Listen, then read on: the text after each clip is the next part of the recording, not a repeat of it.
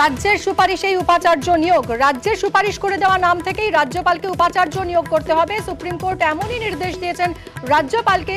শিক্ষামন্ত্রী ব্রাত্য বসু সুপ্রিম কোর্টের এই নির্দেশ এক্স হ্যান্ডেলে পোস্ট করেছেন।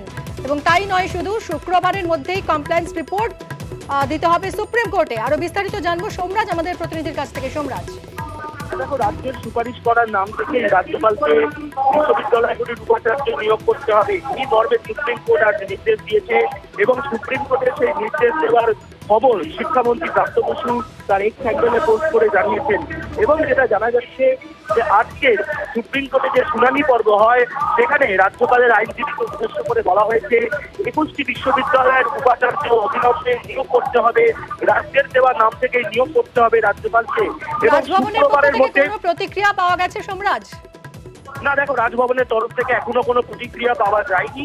কিন্তু আজকে সুপ্রিম কোর্ট যে নির্দেশ দিয়েছে সেখানে একটা বিষয় স্পষ্ট করে দেওয়া হয়েছে, শুক্রবারের মধ্যে কমপ্লায়েন্স রিপোর্ট দিতে হবে রাজ্যপালকে সুপ্রিম কোর্টকে। কারণ এই বিষয় নিয়ে পরবর্তী শুনানি শুক্রবার রয়েছে সুপ্রিম কোর্টে।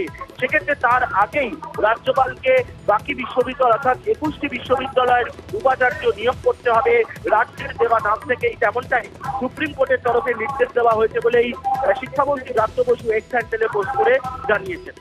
ধন্যবাদ সোমরাজ।